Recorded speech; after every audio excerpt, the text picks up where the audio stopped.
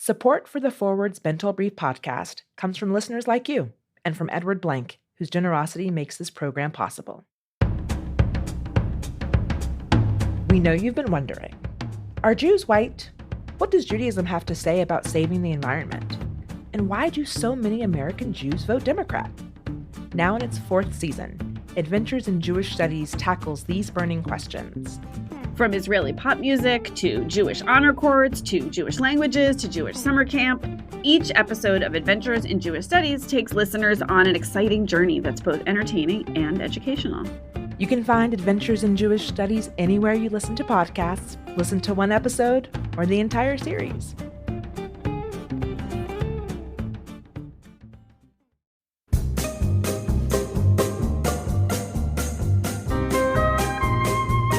So, Ginna. Yes? Do you have any family secrets? Yes, I do. My children know that I am a really good speller. And they also know that I was a spelling bee champion. But a secret I refuse to divulge is what word I misspelled during my 6th grade regional spelling bee that kept me from spelling in Washington, D.C. They do not know this word. It comes up periodically. They try to get me sometimes, and, when I might have had a glass or two of wine, try and get me to say what the word is, but I will never share. You can tell me. Just tell me right now. No. The kids aren't listening. No. I can't. It's like a thing. I'm a speller. I'm supposed to be able to spell words. And this word is embarrassing. And so I won't share it. Was it the word spelling?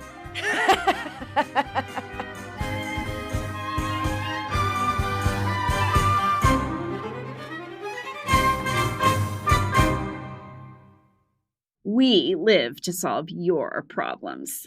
Do you have a heartache? Do you have a headache? Tell us everything. Fire your question off to bintel@forward.com or leave us a message at 201-540-9728.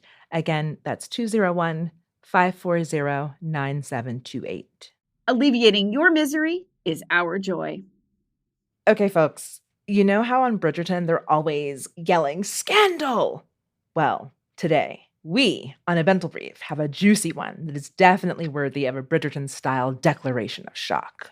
Family secrets, buried pasts, everyone's got them. First, Ginna and I will discuss the question and find a solution. Then we turn to the Forward's archivist, Chana for some good old-fashioned wisdom from times past. And finally, we get a third opinion from a guest. This week, we'll be joined by Eve Sturges, writer, therapist, and host of the podcast Everything's Relative, where she and her guests, who have all had DNA discoveries, work to change the conversation around secrets, shame, family, and identity. Okay, Lynn, are you ready? Mm-hmm. Is your corset loosened enough to let you gasp? Yes. All right.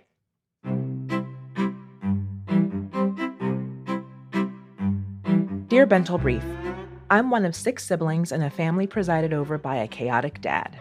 After lots of drama, he and my mom divorced years ago. This summer, at 76, he's getting remarried for the 4th time. I'm fine with the marriage, and I like his new wife, but I don't want to attend the wedding. My dad had a few affairs when he was married to my mom, all of which we've known about for some time. But a few years ago, we learned a new piece of information. One of those affairs resulted in a son who is now in his 30s, like my siblings and me. My dad has informed us that he invited our new brother to the wedding, whom he seems very excited for us all to meet. All of my other siblings are planning to attend, but I have no interest in meeting this long-lost brother. It would stick out if I was the only one who didn't go. But do I have to? Signed, Unbrotherly Love, he, him, his. Scandal! Is that how they say it? How do they say it? I can't do a British accent. Scandal! Scandal! Like for real. For real.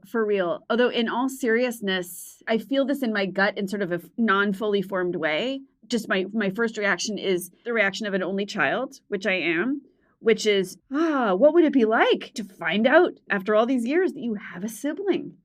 And also, it made me think of the Holocaust also. It made me think of my family and people in my family who lost all their siblings, Mm. and the opposite of what would it be like to find one. There's something just very heady about that in this, for me, in this context, in that context. Yeah, I mean, I'm not an only child and still find it very heady. One piece that's sitting with me, or that I'm sitting with rather, are questions about how long the dad has known about this other son. Like, was it a recent revelation, like just in the last couple of years? Has he known since the child was born? Has it been 30 years of knowledge and only recent contact? Or is it brand new altogether, even for the dad? For me, that makes a lot of difference as to how this new person sort of shows up in the family and how the family should react to this new person. I feel like those are all pieces of this pie. And I'm wondering about that new brother, that long lost son. How do they feel about the prospect of going to this gathering? To me, it feels like it's not fair to him either to ask him to show up to this giant shindig with 200 people he's never met but shares blood relation to. Like, that seems like a not fun position to be in. And on the flip side, to me, I feel like the big question that Unbrotherly Love is really asking is sort of, what does he owe his dad in a situation like this? Is this one of those times when you need to take care of yourself first in enlightened self-interest? Or is it one of those times when the noble, right thing to do is actually suck it up and do it for dad? Mm. There's also the way of thinking about it perhaps from another direction, which is around the concepts of chesed and rachmonis, right? Loving kindness and compassion. Are those values that should be really embraced here? And for the son to be able to say, I need to do this for my dad because he's my dad. And this is a kind thing to do for my dad. This is a compassionate thing to do for my dad at a very important time in his life. And then, to your point, another question for Unbrotherly Love to ask himself is, do you have it in you to act with chesed to your dad and give this to him on the occasion of his fourth wedding? I'm picturing a whiteboard with the you should go, don't go on one side, one on the other, because there we can make a case for both. Right. We can say, on the one hand, in Judaism, it's a simcha, you go. Right. On the other hand, we talked about, chesed, but, self chesed, right? Like, if you just can't handle this, don't go. That's fine too. And I wanted to dig a little bit into just exploring what would it mean to go? What's the opportunity? We talked about, doing it for dad, even though part of you wants to be like, dude. But, I kind of want to pick up on this thing that Unbrotherly Love said about not really wanting to have anything to do with this, new brother. And I kind of want to poke at that a little bit. I get it. And again, super curious only child here, but let's play this out a little bit. If you were able to develop this relationship, you got one more player on the team to deal with an aging and ailing parent. He might be awesome. Even if he isn't, he's still blood. So there's something compelling in there that says to me that going could also be an opportunity to begin that cultivation. Correct. I agree with that going could be the beginning of a relationship that Unbrotherly Love doesn't know he wants, or at this point knows he doesn't want, but might be one that he needs. Like, what might happen later in life where this brother might be really great to have in his life. But I'm thinking about, okay, what does Unbrotherly Love do? Right? We've just made the case for not going and going. First stop, talk to dad. Why does dad think that it's so important to have this new person here at this occasion? Is it just because he's, like you said, his blood? Or is there something more that he wants from these relationships later in life? Why is it important right now? Because I think it would be a hell of a lot easier on everybody if he just had a Shabbat dinner and had him over, or had a barbecue and did something much more low key to introduce this brand new family member. So go to dad first, get a sense of why he needs this. And I think that's like the first step to sort of determining how much Unbrotherly Love will weigh the self chesed versus the chesed. Also, I feel like, I know he said that the other siblings are going and whatever, but like, don't they need to get on the sibling WhatsApp and be like, dude, what is going on? Don't they need to talk this out together and figure out a united front or talk it through just to process it? Like, I feel like there's a conversation to have there also, an opportunity just to get on the horn and game this out together. Right. And they might not all be on the same page. Some people might be excited to go, others are curious to go, some of them less than thrilled to go, but are still going. At the end of the day, unbrotherly love can only be responsible for his own well being. But maybe knowing that his siblings are thinking about it and their reasoning for thinking about it or deciding to go might help him decide if he can rally and rise to the occasion or if he really, truly doesn't want to go and doesn't want to have a relationship with this long lost brother. So, Gina, would you go? Absolutely. I would be super curious. And I feel like if, this new sibling is going to be there, then I can handle being there. Would you? Totally. I love a party. I love a sibling. And you love a simcha? I love a simcha. But I would be so super curious. And I would also be really aware that, well, just to go back to what Unbrotherly Love said, he said he has no interest in meeting the new brother. He didn't say that it will destroy him. Right. He didn't say like, I can't handle this. It sounds like he's wondering more about like an ethical call than like, what do I do with my soul situation? If I felt the same way and I was uncomfortable, but it was okay, I would go, because I would also worry more about what statement am I making by not going? Am I making a bigger deal that I then have to deal with much more painfully by not going than I would be just by going? Yeah, there's certainly that. And that's all to be considered. But I think that the call for unbrotherly love is that you don't have to go. But there are some things that you should probably do, whether or not you do decide to go in the lead up to the wedding. Number one, talk with your siblings to get a pulse check and make a plan. I agree with Lynn that makes sense. If nothing else, you've got some additional insight or some moral support. And then approach dad to say, this isn't really a great idea for anyone from your opinion. And maybe ask, what's up with you? Why is this important? Why can't we do this another time? I think I would really want to try to convince my dad not to do this. But if I couldn't, at least I would have made my feelings known. You don't have to meet this sibling on your dad's terms, I would say. But I'd like to say you kind of have to meet the sibling. I think that.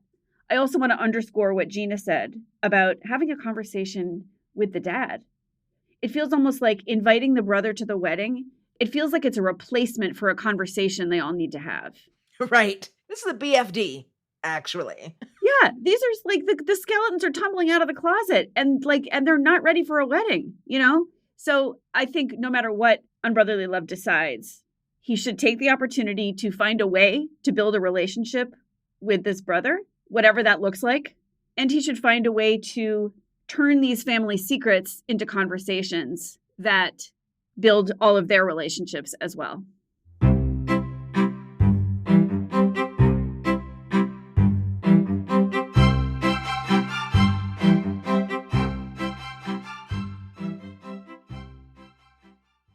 Modern day common sense has been delivered.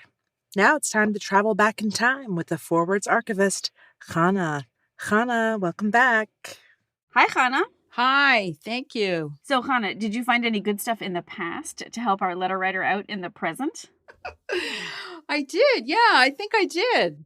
Back in 1979, there's a great letter by a new old couple. Here's a little bit of the letter. Dear editor, I find myself in a situation where I need your advice. Here's the thing.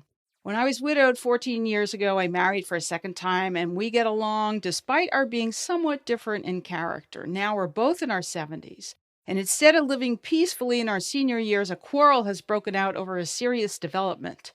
I found out that my wife secretly put aside a bundle, and the money is in the bank under her name. She saved for 14 years and didn't let me know about it. For the sake of domestic harmony, I proposed she add my name to the account. My wife refused, claiming she can't do it because her 2 daughters from her first marriage know about the money, and she promised it to them when her time comes, when she passes. In other words, it's their money. That's what she said, and I'm not happy about it. I didn't know she saved money without my knowledge. We've lived together for years, and she didn't lack for anything. And now, in our elder years, we're really fighting. She even let me know that these fights could lead to a divorce. I don't want us to part, but I'm really depressed about how she's handled it. When we were married, we promised we would stay together, and we combined our funds. I gave her enough money, and freely so, never counting it out. But by my accounting, over half that money she saved is mine. I ask you, did my wife handle this right? I want to know your opinion, and I ask you to reply. I'll be so grateful for your response. Okay, so first of all, personal finance tip. Stash a little bit of money at a time, and in 14 years, it's going to turn into a bundle. Hey, Chana, she used the word bundle in Yiddish. Is it the same word that we use at A Bintel Brief for a bundle of letters in our name? The title of our show? Right. Great question. Actually, here in Yiddish, she used the term, it's like a homey phrase, a heimische. He wrote that his wife had opgespart a knippel. So she saved a bundle, not the same as a Bintel bundle, which is like a little more formal and tends to lean towards more of the Germanic influences on Yiddish. And the knippel is, like a stash, really, like very informal, like which is how I got to translating it as, she stashed a bundle. A Bintel Brief is where we keep the secret letters. You could say in real street Yiddish, you could say a kupa geld. Well, it sounds like we're in a Koopa garbage kind of situation. And I understand why this letter writer is so upset. That's a big secret to find out, and you would expect that there's trust and transparency in a marriage. It's a reasonable way to feel. I don't know. I mean, I do understand how the letter writer would have had a response like, "What? You're my wife. I thought we had no secrets." But still, context, 1979 was still a world where women didn't always have their own money. Like women stashed it, Jews stashed things, squirrels stashed things. And by the way, this guy didn't say, "I'm giving you this money, now go buy some shoes, and I expect to see those shoes when you come home," which would have been unpleasant for other reasons. But he said he gave it to her. And putting it away like this is a reasonable thing for anyone to do. And it's certainly a reasonable thing for a woman to do, to safeguard her financial security in some way in a world where they may still not be earning their own money. I don't know. It just seems practical. But let's get to the common theme of secrets. I think it's interesting to compare this letter to the letter from Unbrotherly Love, because these are kind of different flavors of secrets. And I think there are a lot of different flavors of family secrets, right? Like there are the secrets that are kept because someone did something bad and wrong, right? And there are the secrets that are kept because someone will be hurt if you tell them. And then there are the secrets that, I guess this is similar, secrets that just do more harm than good if you say them. Like, what's the point? So I don't believe necessarily that family secrets equals bad or family secrets equals corrosive. And I think in this 1979 case, the wife probably thought there's no real reason to tell him. So what you're saying, Lynn, is maybe that this guy's mishigas that he's bringing to his reaction is really more of the problem than the secret itself. And maybe we could postulate that our letter writer is also bringing his beef with his dad to meeting this new sibling. And it's fine for Unbrotherly Love to have beef with his dad. All kids have beef with their parents. But don't take it out on this poor guy who doesn't know the family from Adam and hasn't done anything wrong yet. Yeah, I mean, totally. I think there's certainly a world in which the wife in the 1979 letter kept the money and deliberately didn't tell him why. Not because she had a big secret and was planning to run off with it and join the circus, but because she felt it was the practical thing to do and felt that for whatever reason in their relationship, that if she told him, he just wouldn't get it. So in a way, it's like I'm drawing an analogy between the money and the new brother, right? Who are both sort of the innocent players. And what these revelations point to in both cases are unresolved business or unmet needs. I guess what you were both kind of pointing out, which is like, there's the secrets, right? But there's like the thing that was involved in the secrets. In this case, like saving money, which normally we ascribe with like a really positive kind of attitude. So it's kind of interesting. Like that is how much this guy was bugged out by the secret, quote unquote. is that he didn't even go like, oh, wow, you managed to save money. That's kind of amazing, right? Nobody went there. I know, right? Like the stereotype normally would be, with the woman and the money would be like, what? You went off and bought 50 furs and a yacht without telling me? And it's like, no, I saved it. I did the practical thing. Like, why is that an outrage? I saved it, and I saved it for the next generation, which is like also, I think, very moving and fascinating. But so what did the forward, do? How did they turn it around? And for me personally, as the archivist, it's always fun to see when the forward like goes, puts up the hand, is just like, no, we're not having it. Like, no, on so many levels. So that's kind of what happened here, which really took me by surprise. So for instance, they're like, first of all, we kind of suspect that you're not telling us the whole story. Your letter is far from being complete. We don't know enough about how much money we're talking about and how much when you got married was hers, how much was her daughter's. Like, what's this? Like, you got, if you want us to help you, you're going to have to like really let the secret go. Like, what is going on here? It's also a question of why your second wife, over time after your marriage, began saving money secretly. It could be that something on your end of things led to it. And it might be she saved those funds under her daughter's influence. So they're also like, it's a two-way, or in this case, maybe three-way street. It's like, what about you, mister? Good point. And that reminds me of something Lynn said when the two of us talked about it, which is that the invitation to the wedding was a substitute for a conversation that really needs to be had. And this 1979 letter is also pointing to some stuff that hasn't been well surfaced in their relationship, just as in the same way that there is stuff about why the dad just invited the new son to the wedding versus talking to his kids, and that there are other dynamics at play that really could use attention. And this is just a proxy for those things. I agree, but with the nuance that I don't think that her saving the money is necessarily itself an indicator of anything other than practicality and thinking of her daughters. However, the fact that they're having so much trouble talking about it. That's something parallel between our two letter writers, right? Both of these families are resistant to talking about these things, and no one really knows the whole story because they haven't actually spent the time to unearth it. And that's what's causing a lot of friction. This husband isn't saying, well, why did you do this? Why did you feel you needed to do this? And Unbrotherly Love isn't saying, well, why do you want us to all come to the wedding? Why are you inviting him now? And if Unbrotherly Love wanted to, this is a way into a bigger, harder conversation. He could ask stuff like, what motivated the affair in the first place?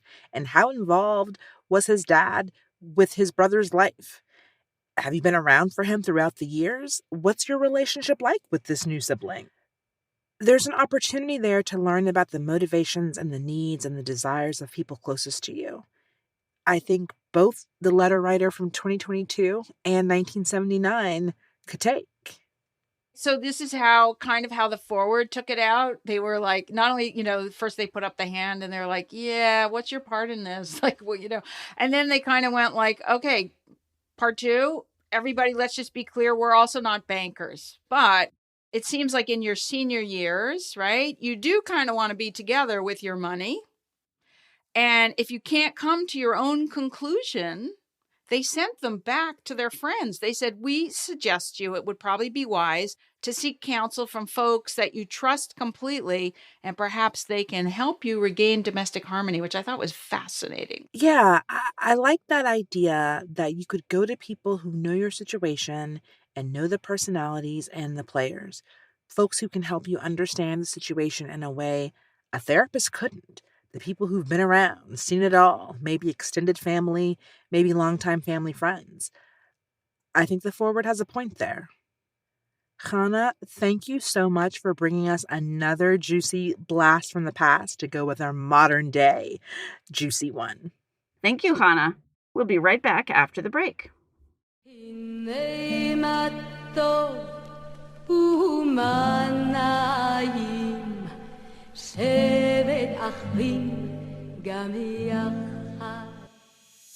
moment we've all been waiting for has arrived.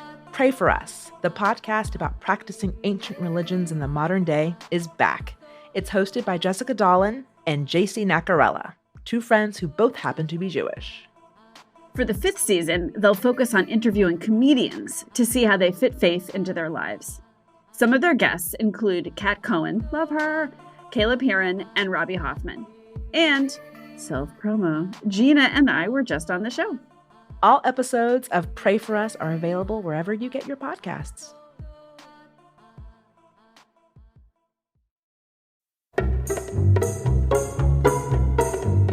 I'm Rachel Fishman Feddersen, publisher and CEO of The Forward. We're a reader-supported nonprofit, and my job is to make us sustainable so we can continue our 125-year legacy of hosting and driving the most important American Jewish conversations. Our grandparents relied on The Forward, and we're making sure it'll be here for our grandchildren.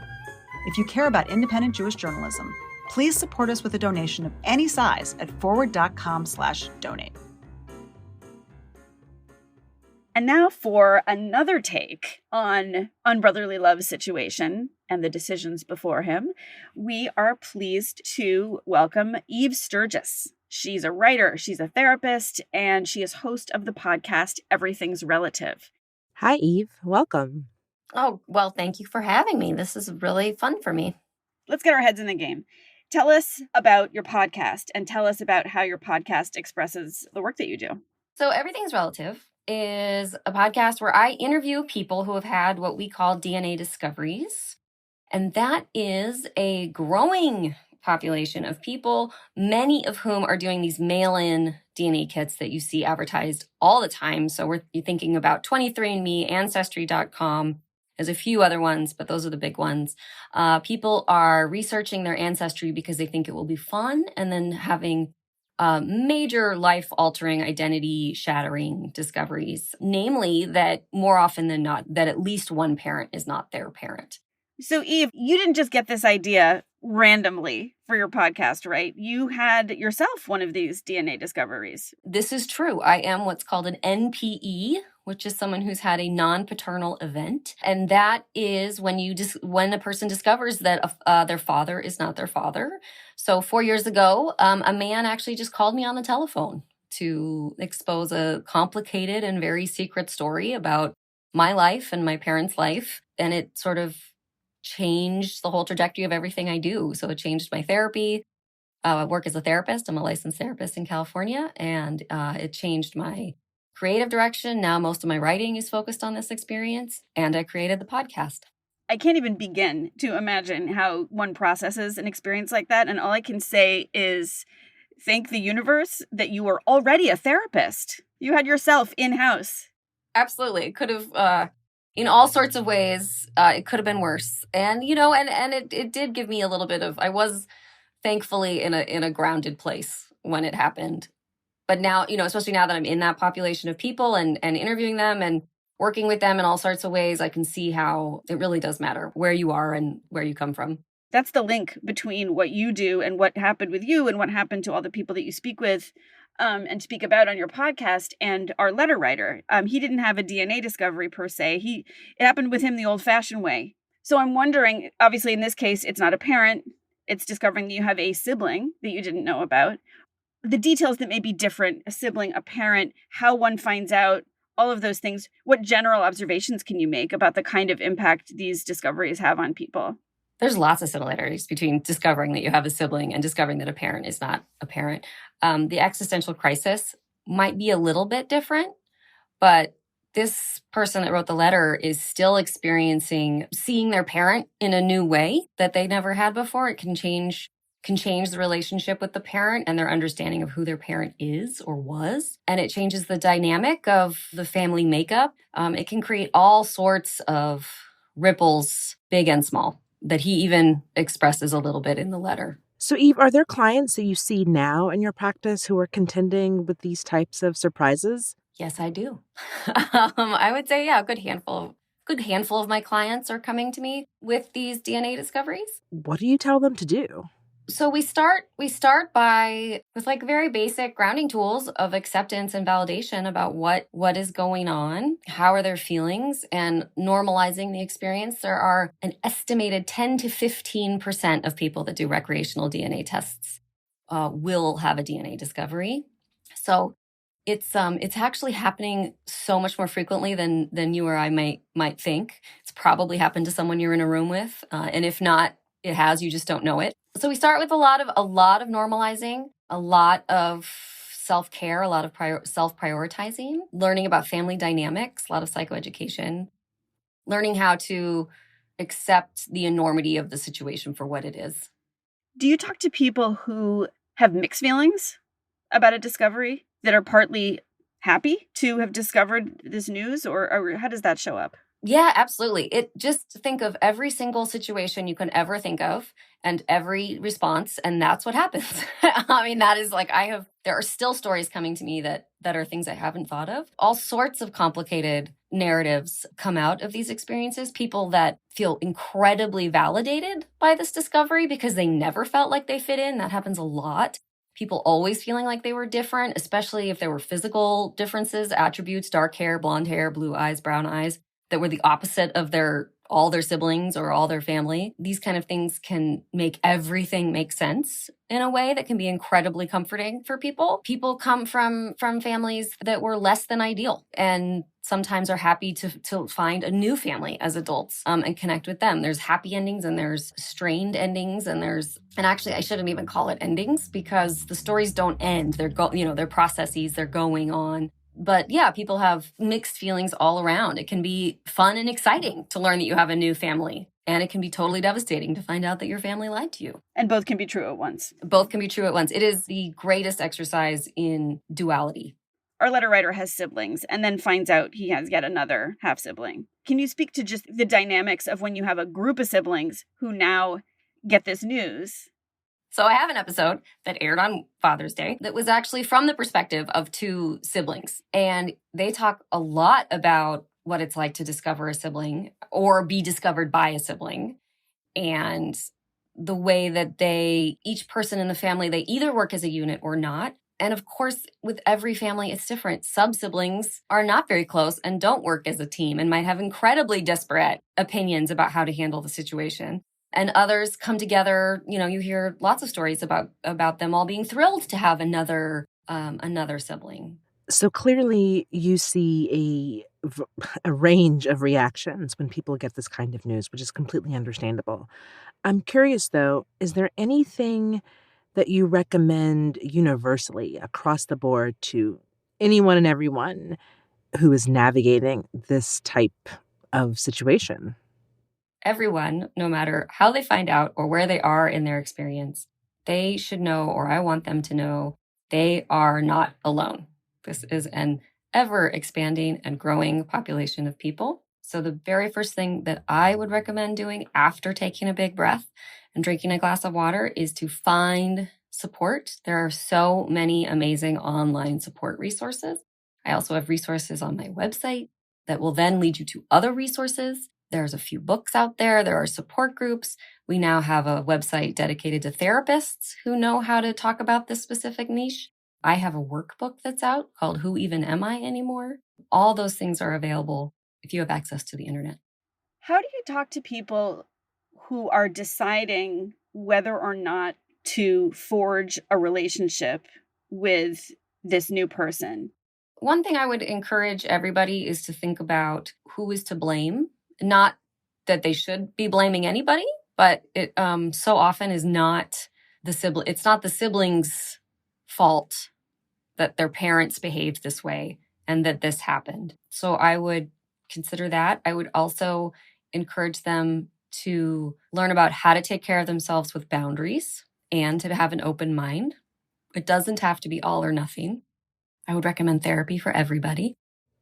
I think that's so important what you've raised here, Eve, about not blaming the new sibling, right? Like that is the one person whose fault it's not. And also illustrates that even one-to-one relationships are kind of like wheels with spokes of other relationships that impact them, right? And so this relationship with a newfound sibling, a relationship of a parent with a newfound child or siblings with each other and vice versa, they're all interconnected. And, you recommended therapy for everybody. It feels like that's spot on, right? Therapy for everybody. Therapy for everyone. Therapy for everybody. When you read the letter, what did it make you think about? What did you wish for the letter writer? Like I said, it doesn't have to be all or nothing. I think that there are probably ways to strike a balance between going to the wedding, honoring the father, acknowledging the sibling, and keeping themselves emotionally safe from a situation that's clearly very upsetting. That's such a good point, Eve, that you've lifted up about it not having to be all or nothing. And I think that in so many aspects of our lives, whether it be relationships or work or, anything and everything in between, we let the perfect be the enemy of the good. And that's another way to me of acknowledging that we don't have to go all the way. We can figure out a way to sort of hold and carry all of the things and recognize that that means some things are going to be held differently, some things are going to be held better, and some things may not be held at all, but that it is most important that we make some degree of effort. You talked a little bit about the letter writer's relationship with his dad. What did it make you think about among him and his siblings, who seem to be in different places? I hope they would see that there's an opportunity there among themselves to really have some really honest conversations. It can be really amazing and enlightening and educational and bonding to discover what people experienced in the same household at the same time can be greatly different from one another. And this might be an opportunity to talk about that. DNA discoveries expose truths in a way that most families are unaccustomed to. And so it can be an opportunity to really, really talk about the truth. And it can be different for each person, but that can be an amazing healing tool. Well, Eve validated it. You heard it here. She said, talk about it. Turns out that it's good for you. 100%. So, Eve, one last thing I wanted to ask. As soon as we saw this letter, I was really curious as to how the new brother felt. And I just thought maybe it might be helpful for our letter writer if he had some insight into how a person in that position might be feeling. Yeah, absolutely. Humans are a species that loves community. We love family. We thrive in partnership and groups. We call them tribes. We call them clans. We say find our people. Sometimes it's family. Sometimes it's not. So I would encourage all the siblings in the original core family to consider that they all had each other, and this other person is coming to them as an outsider. And it's likely that they felt out of place in their own family and their whole life, knowing they were missing a part of their DNA relationship. They're an outsider. They were raised an outsider. They grew up an outsider. They didn't fit in. And now they're presenting themselves again as an outsider. So for lack of a better metaphor, I think the golden rule is best used here. How would you like to be treated as an outsider? How would you like to be approached? How do you treat people that may or may not fit in, but are looking for connection? Love the stranger, for you were strangers in the land of Egypt. That's Deuteronomy 10:19, by the way. Eve, thank you. This is so insightful, and it's no matter how you discover family members now, whether through DNA or the old-fashioned way, the fact that there is such a growing community of people who share this experience is fascinating. So thank you for your insights about them and for them. Thank you so much for having me.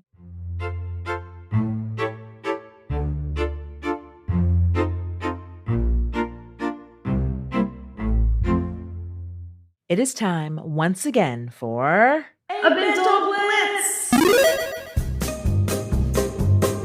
My mom just adopted a cat. I'm desperately allergic, so I've been avoiding visiting her. But she keeps telling me to get over it and come over. When I tell her I can't visit because I'll have a huge allergic reaction, she won't listen. What do I do? My first inclination is take a Zyrtec and see if that helps, see if that works. And if the Zyrtec doesn't work, get an Airbnb, a hotel, or stay with a friend. It's really ridiculous to forego seeing your mom because of her new cat. I think the takeaway for you, allergy sufferer, is that the cat is your mother's favorite child. So that's really what we have to address. But I think there's an opportunity here for her to pay for both your cat-free Airbnb and your therapy. This episode of A Bintel Brief has been brought to you by Zyrtec.